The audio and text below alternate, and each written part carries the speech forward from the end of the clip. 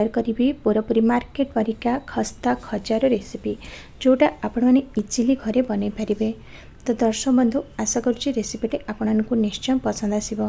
तो भिडटी को पूरा देखी ने आदि पसंद आसे गोटे लाइक निश्चय करने। तो ये देखो केते बढ़िया आमर खजा है, तार कलर भी केते बढ़िया है, आ पूरा क्रिस्पी भी है। मुझे आपको भांगिकी भी देखी दूची ऊपर जी क्रिस्पी रही भीतर से जुसी भी रही।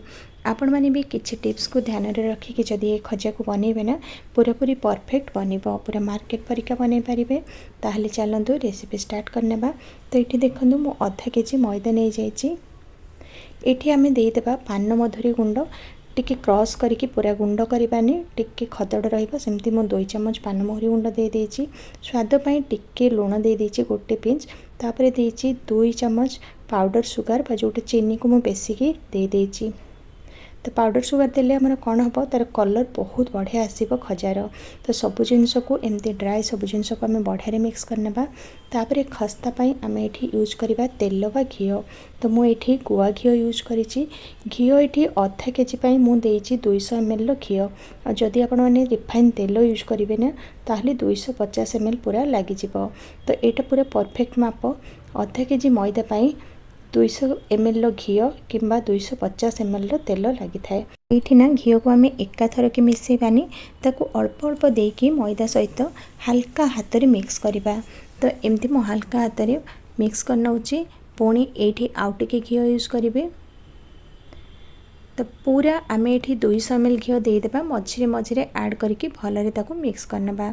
तो ये देखो बाकी तक घी भी मुझे देदे आ भलरे ताकू मिक्स करने। जम्मा भी हाथ को प्रेस करके चकटिबेनी, पूरा हल्का हाथ में आम या चकटिबा और घी को भल भाव में मिक्स करना।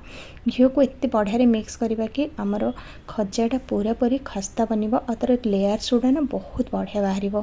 तो ये देखो मो हाथ में दली दलिकिना ताको बढ़िया मिक्स कर नउची। तो ये ना मैदा सहित घी को आम सेपे जाए मिक्स करवा, जेबे जाए यहाँ हाथ में आम हल्का टिके प्रेस कले भी गोटे मुठा जमती हो जाऊन। तो ये आमर पूरा बढ़िया मिक्स हो गलानी। मुझे ये देखीदेवी पूरा हल्का हाथ में ताको आम टिके दाबिले भी सी बढ़िया मुठा हो जाऊँ।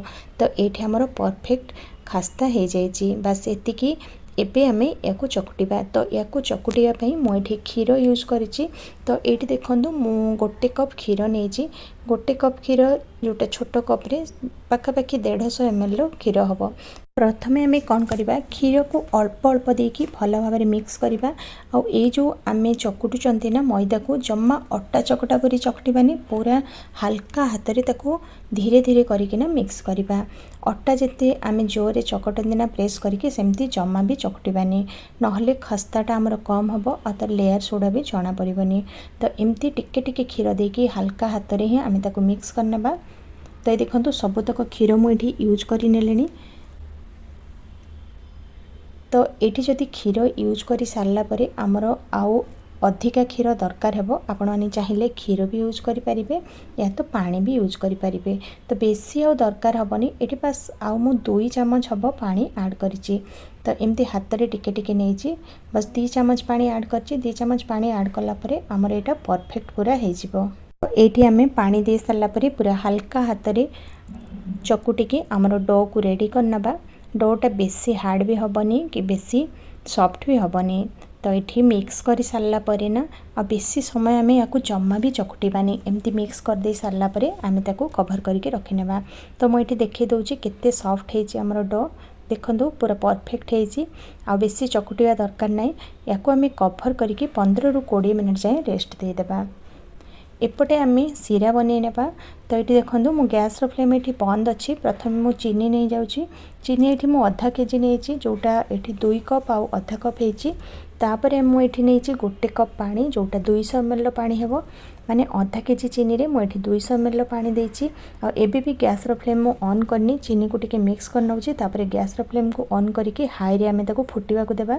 चीनी मेल्ट हो जिवो आ फुटी गला परे आमे गैस फ्लेम को लो रे कर देबा आ 3 मिनिट जाए फुटिया को देबा। तो 3 मिनिट परे देखिए सीरा आमर हो जिवो, जेमती टिके तार तार सीरा हेउथुबो सेतिकी। बास ताको आमे बंद कर देबा, ताको साइड रखि देबा सीरा को।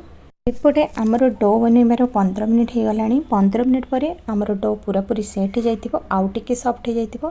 ताकू पुणी आम एमती हल्का हाथ रे टिके चकुटी नेबा, जम्मा भी प्रेस करबानी। मु ताकू चकुटी नहीं आसी।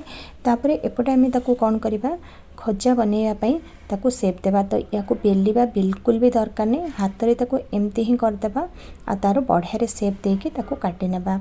इठी ना प्रथमे आम ताकू एमती रोल करके डो को टिके चिकन करनेबा, तापर ताकू हाथ रे सेप देबा। तो एमती मो हाथ रे प्रेस करके ताकू सेप दे देउची। एटा बेलिबा को बिल्कुल भी दरकार पड़िबनी। आ जे बेलिबा को चाहिबे ना ताकू बेलिके भी कर परिबे। तो एमती हाथ रे प्रेस करके कले भी एटा बहुत बढ़िया होता है। तापर आम ताकू चारि साइड रो स्क्वायर रो सेप दे देबा। एठी आपण माने ताकू हाथ रे भी स्क्वायर रो सेप दे पारिबे, नहले कोनोसी थिरे नै कि स्पून रे या चाकू रे या खुसुणी बा पातिया रे नै कि भी करि परिबे। तो मु एठी साइडटा पातिया रे भी टिके भलो भाबरे सेप दे देउची। ए देखंतु पूरा बढ़िया रे सेप हे जिवो। तापर आम ताकू स्क्वायर सेप दे सारला परे काटिबा। जेतिकी बड़ आपण खजा बनिया को चाहुचंती सेतिकी बड़ बड़ पीस करके काटिबे। खजाटा टिके बड़ हे थाए तो टिके मोटा मोटा पीस करके काटिबे, जम्मा भी पतला काटिबेनी। जेतिकी टिके मोटा रहिबो तो खजाटा हमर सेतिकी सुंदर देखा जिवो और सेतिकी भलो भी हेबो।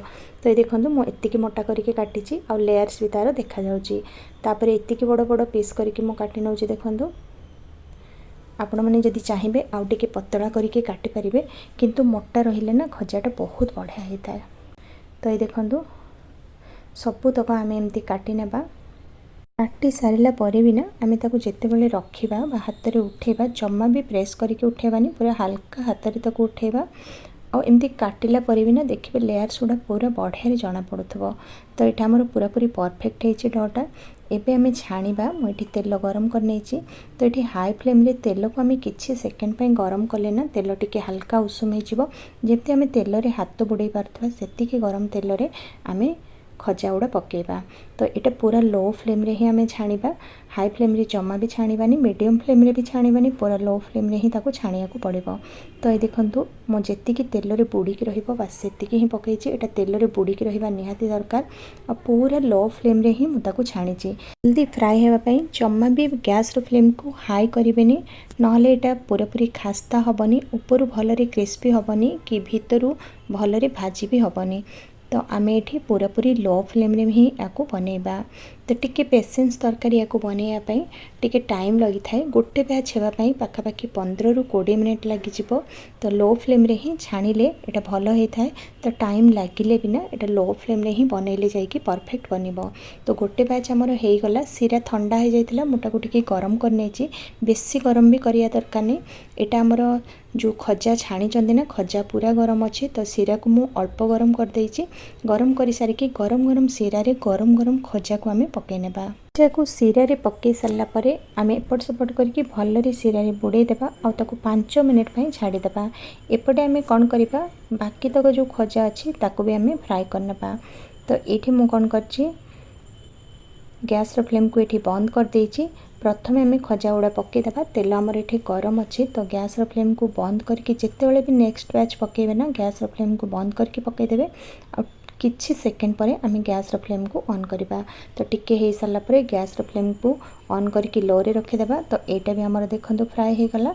तो फर्स्ट बैच जो सिरा रे मु पकेइतिल ना ताको प्रथमे बाहर को काढी नउची। तापरे आमे बाकी तक भी सिरा रे सेमती पकेइकी 5 मिनिट लेखा छाड़ी के काढी नेबा। तो गरम गरम खजा ही सब बड़े पकेबा। जमा भी ठंडा खजा को सिरा रे पकेबेनी। सिरा भी गरम थिबा दरकार आ खजा भी गरम थिबा दरकार। ताले बहुत जल्दी सिरा हमर ऑब्जर्व कर नबो आ एटा क्रिस्पी भी रहिबो आ भीतर पूरा जुसी भी रहिबो। तो नेक्स्ट बैच भी मु बाहर करके एठी पकेइ नउची।